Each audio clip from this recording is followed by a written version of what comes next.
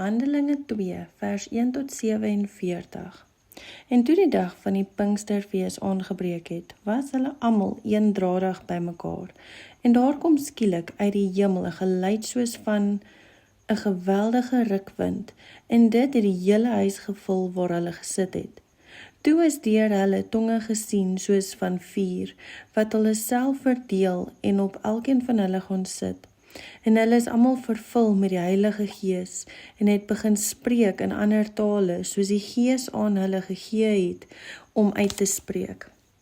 En daar het in Jerusalem Jode gewoon, godsdienstige manne, uit elke nasie wat onder die hemel is. En toe hierdie geluid kom, het die menigte saamgestorm en was in die war, want elkeen het gehoor hoe hulle in sy eie taal spreek, en hulle was almal verbaas en verwonderd, en sê vir mekaar, is almal wat daar spreek, dan nie Galileërs nie? En hoe hoor ons hulle?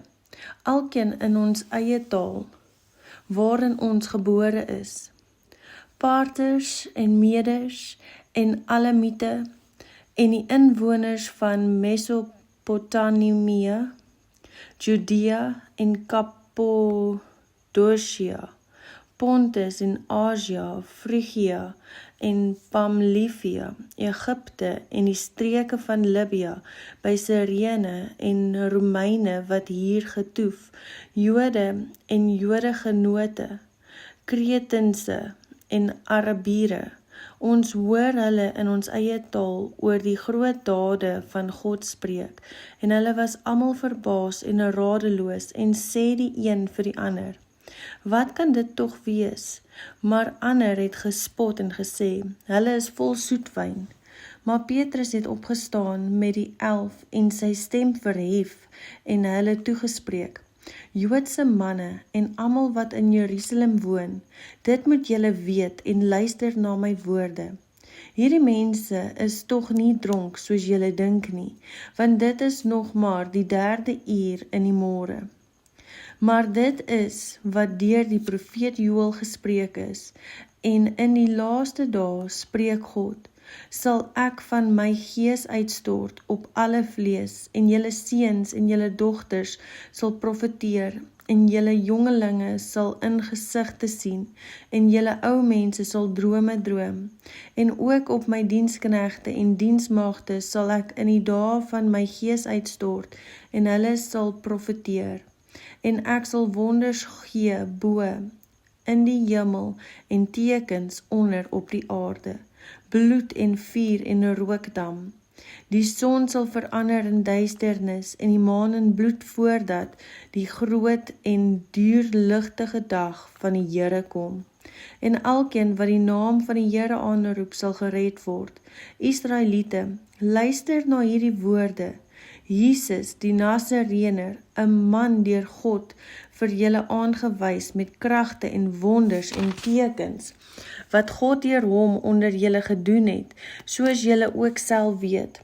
Hom wat deur die bepaalde raad en voorkennis van God oorgelewer is, het julle deur die hande van goddelose manne geneem en gekruisig en omgebring. Hom het God opgewek, nadat hy die smarte van die dood ontbind het, omdat dit onmoontlik was dat hy daardeur vasgehou sou word. Want Dawid sê vir hom, ek het die Here altyd deur voor my gesien, want hy is aan my regterhand, dat ek nie sou wankel nie. Daarom is my hart bly en my tong juig, ja, ook sal my vlees nog rus in hoop, want U sal my siel nie aan die doderyk oorlaat, of U heilige oorgee om verderwing te sien nie. U het my die weë van die lewe bekend gemaak.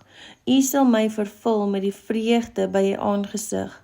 Broeders, ek kan vry uit met julle spreek oor die aartsvader Dawid, dat hy gesterf het en ook begrawe is, en sy graf is by ons tot vandag toe, omdat hy dan 'n profeet was, en geweet het dat God vir hom met 'n eed gesweer het, dat hy uit die vrug van sy lendende, wat die vlees betref, die Christus sou verwek, om op sy troon te sit. het hy, omdat hy dit vooruit gesien het, gespreek van die opstanding van Christus, dat sy siel nie in die doderyk verlaat is en sy vlees ook nie verderwing gesien het nie. Hierdie Jesus het God opgewek, waarvan ons almal getuies is. Nadat hy dan deur die regterhand van God verhoog is en van die Vader die belofte van die Heilige Gees ontvang het hy dit uitgestort, wat julle nou sien en hoor. Want Dawid het nie in die hemele opgevaar nie, maar hy self sê, die Here het gespreek tot my Here, sit aan my regterhand, totdat ek u vyande gemaak het 'n voetbank van u voete. Laat dan die hele huis van Israel sekerlik weet dat God hom Here en Christus gemaak het, hierdie Jesus wat julle gekruisig het. Toe hulle dit hoor, is hulle diep in die hart getref en het vir Petrus en die ander apostels gesê, wat moet ons doen, broeders? En Petrus sê vir hulle, bekeer julle, en laat elkeen van julle gedoop word in die naam van Jesus Christus, tot vergewing van sondes, en julle sal die gawe van die Heilige Gees ontvang. Want die belofte kom julle toe, en julle kinders, en almal wat daar ver is, die wat die Here onse God na hom sal roep. En met baie ander woorde het hy hulle besweer en vermaan en gesê, laat julle red uit hierdie verkeerde geslag. Die wat tot sy woord met blydskap aangeneem het, is gedoop, en daar is op die dag omtrent 3000 siele toegebring. En hulle het volhard in die leer van die apostels, en in die gemeenskap, en in die breking van die brood, en in die gebede.